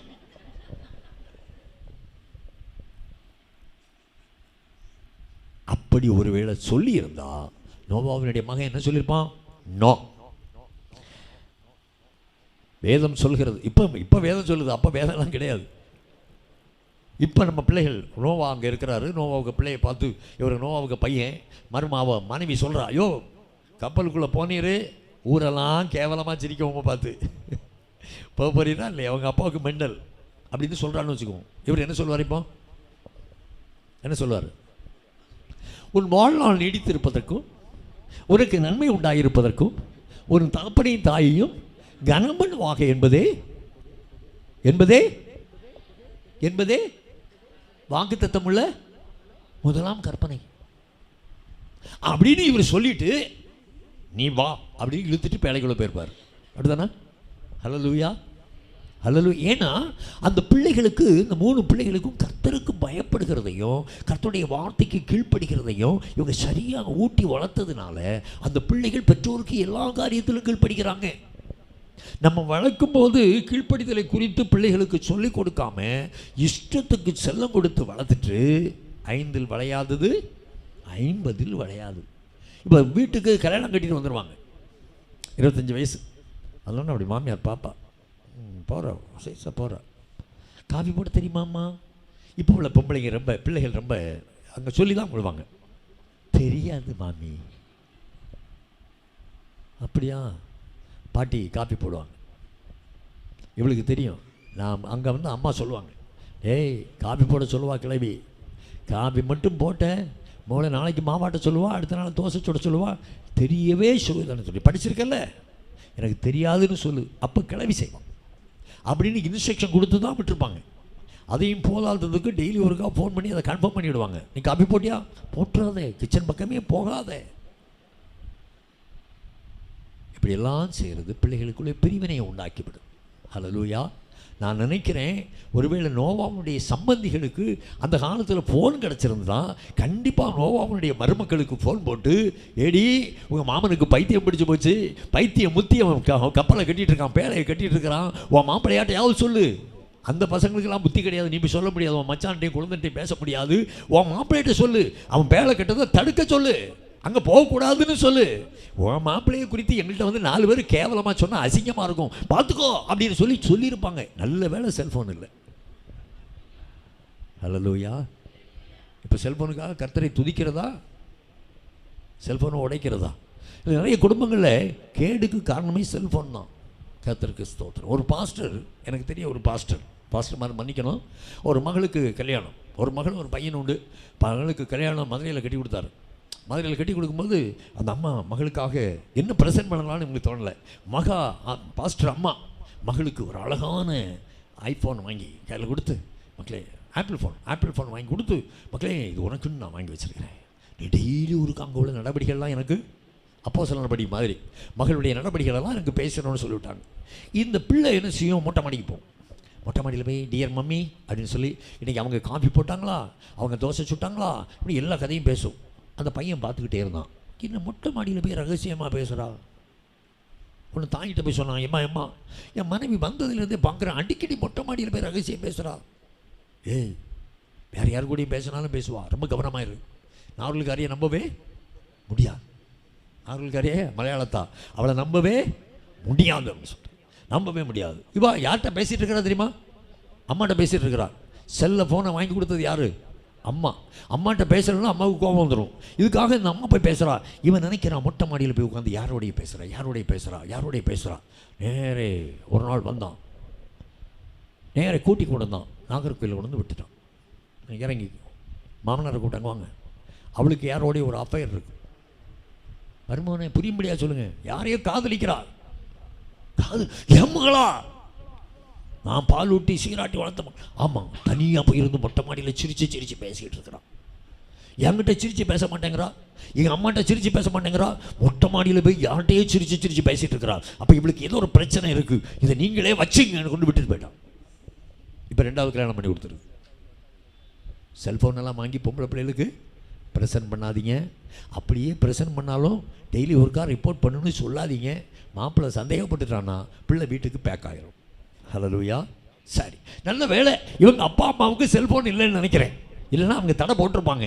இந்த பையங்க கர்த்தருக்கு பயப்படக்கூடிய பயம் இருந்ததுனாலையும், பெற்றோருக்கு கீழ்ப்படுகிற ஒரு அனுபவம் அவங்களுக்குள்ள இருந்ததுனாலையும் அவங்க என்ன செய்தாங்க, தங்களுடைய மனைவிமாரையும் கோத்துக்கிட்டு அப்படியே ஷிப்புகளை போய் ஏறிட்டாங்க. ஹல்லேலூயா, ஹல்லேலூயா. அப்போ இந்த குடும்ப அமைப்பை பாருங்க. நோவா உத்தமனு நீதிமானமாக இருந்தான். அவனுடைய மனைவி ரொம்ப அன்புள்ள மனைவி, கீழ்ப்படிதல் உள்ள மனைவி, ஒழுக்கமாக தன்னுடைய பிள்ளைகளை வளர்த்தாள். பிள்ளைகள் பெற்றோருக்கு கீழ்ப்படிந்தார்கள், கர்த்தருக்கு கீழ்ப்படிந்தார்கள், கர்த்தருடைய வார்த்தைகளுக்கு கீழ்ப்படிந்தார்கள். அவங்க அப்படி இருந்ததுனால அவர்களுடைய சாட்சிகளை மனைவிமார் கண்டு, ஏன் வாழ்ந்தா என் புருஷன் அப்படி இருக்கிறார், அவருட்டு நான் இப்படி இருக்க முடியுமா அப்படின்னு சொல்லி புருஷனுக்கு கீழ்ப்படிந்ததுனால எல்லாரும் சேர்ந்து பேழைக்குள்ள போயிட்டாங்க. பேழை என்ன செய்தது? ஆமா, ஹல்லேலூயா, ஹல்லேலூயா. அந்த குடும்பம் ஆசீர்வதிக்கப்பட்டதுக்கு காரணம் நோவா தாத்தா மட்டுமல்ல, அருமையான மனைவி, அன்பான கீழ்ப்படிதல் உள்ள பிள்ளைகள், புருஷமாருக்கு கீழ்ப்படிந்த மருமக்கள், இவங்க எல்லாம் சேர்ந்து தான் தேவனுடைய ஆசீர்வாதத்தை சுதந்திரித்துக் கொள்வதற்கு. நான் இதுக்கு ஒரு 100 வசனம் வச்சுருக்கேன். என்ன ஒரு நாள் கிடைச்சா நம்ம பேசுவோம், டிஸ்கஸ் பண்ணுவோம். பாருங்கள், இப்படி இருந்ததுனால தான் கர்த்தர் நோவாவை பார்த்து, தம்பி ஒண்டர்ஃபுல், எல்லாம் வெளியே வந்துட்டீங்களே, இப்போ என்ன செய், நீங்கள் பழுகி பெருகி பூமியை நிரப்புங்கள், பூமியில் உள்ள எல்லாவற்றையும் உங்களுக்கு நான் கையளித்து விட்டேன், அவைகளை ஆண்டு கொள்ளுங்கள், அவைகளெல்லாம் ஆகாரமாக நீங்கள் பயன்படுத்துங்க அப்படின்னு சொல்லி ஆண்டவர் நோவாவையும் அவனுடைய பிள்ளைகளையும் ஆசீர்வதிச்சார். ஹல்லேலூயா, ஹல்லேலூயா. நோவா நீதிமானும் உத்தமனும் தேவனோடு சஞ்சரிக்கிறவனும் கர்த்தருக்கு கீழ்ப்படுகிறவனமாக இருந்தாங்கிறது பேஸ், ஒரு அடித்தளம். அதுக்கப்புறம் அவன் மனைவி, அதுக்கப்புறம் அவன் பிள்ளைகள், அதுக்கப்புறம் அவனுடைய மருமக்கள். அப்போ ஒரு குடும்பத்தில், ஒரு குடும்பத்தை கட்டுவதில் மருமக்களுக்கும் பங்கு இருக்கிறது, மகன்களுக்கும் பிள்ளைகளுக்கும் பங்கு இருக்கிறது, மனைவிக்கும் பங்கு இருக்கிறது, புருஷனுக்கும் பங்கு இருக்கிறது. ஹல்லேலூயா, ஹல்லேலூயா. பாருங்க, ஒருவர் தனியாக நின்று ஒரு குடும்பத்தை கட்டி எழுப்ப முடியாது. நோவா மரத்தை அறுத்து அறுத்து அறுத்து பேலை செய்கிறாருன்னா, அவர் ஒத்தையில் பேலை செய்தால் எவ்வளோ நாள் ஆகும்? அதுக்குள்ளே தலைப்பிள்ளை வந்துடும் இல்லையா, அழிஞ்சு போயிருப்பாங்க இல்லையா, அவரால் முடியாது. அப்போ அவருடைய மனைவியினுடைய ஒத்துழைப்பு, பிள்ளைகளுடைய உழைப்பு இல்லையா, மருமக்களுடைய ஒத்தாசை, இதெல்லாம் சேர்ந்து நான் இப்படி இமேஜின் பண்ணி பார்ப்பேன். ராமாயி மூக்காய் எல்லாமா வேலைக்கு போன எல்லாம் சாப்பிட வர மாட்டேங்கிறான், உங்கள் அப்பாவும் சாப்பிட வரல, இந்த பசங்களும் சாப்பிட வரல, கொஞ்சம் கேப்பக்கூழ் கொண்டு வா, கொண்டு போய் கொடுப்போம் அப்படின்னு சொல்லி மாமியார் 3 மருமக்கள் எல்லாம் சேர்த்து ஆளுக்கு ஒரு சட்டியை தூக்கிட்டு போயிருப்பாங்க. கிழவிக்கு நடக்க கிடையாது, கம்பு ஊனிட்டு அப்படியே ஆடி ஆடி போகும். ஒரு மருமகா கையில் பிடிச்சிருப்பா, 2 மருமகா சட்டியில் கஞ்சி கொண்டு போயிருப்பா, ஒரு ஊறுகாய் தூக்கிட்டு போயிருப்பா. நேரம் அங்கே கொண்டு போய் பேழைக்கு பக்கத்தில் போய், அப்பா சாப்பிட வாங்க. இதாங்க லைஃப். ஹல்லேலூயா. இப்படிப்பட்ட அன்பின் வாழ்க்கை இன்னைக்கு குடும்பங்களுக்குள்ள இல்லை, கிறிஸ்தவ குடும்பங்களுக்குள்ள இல்லை, பாஸ்டர்ஸ் குடும்பங்களுக்குள்ள இல்லை. தயவு செய்து சொல்கிறேன், நோவாவை போல நம்ம எல்லாரையும் ஆண்டவர் ஆசீர்வதிக்க விரும்புகிறார். அவர் பட்சபாதகம் உள்ளவர் அல்ல. ஹல்லேலூயா. நம்முடைய குடும்பத்தின் ஆண்களுக்கு சொல்லுங்கள், நீங்கள் கர்த்தருக்கு பிரியமாக வாழ வேண்டும். பெண்களுக்கு சொல்லுங்கள், புருஷமாருக்கு சகல காரியத்தில் நீங்கள் கீழ்ப்படிய வேண்டும். பிள்ளைகளுக்கு சொல்லுங்கள், பெற்றோரை கனம் பண்ணி பெற்றோருடைய வார்த்தைகளுக்கு நீங்கள் கீழ்ப்படிய வேண்டும். மருமக்களுக்கு சொல்லுங்கள், ஒரு புருஷமாருக்கு கீழ்ப்படிங்க. எல்லாரும் சேர்ந்து நம்முடைய குடும்பத்தை கட்டி எழுப்பும்போது குடும்பம் கர்த்தருக்குள் ஆசீர்வதிக்கப்பட்டதாக இருக்கும். அப்படியே முழங்கால் படிடுவோமா, இல்லை எழுந்து நிற்கலாமா ஒரு நிமிஷம்?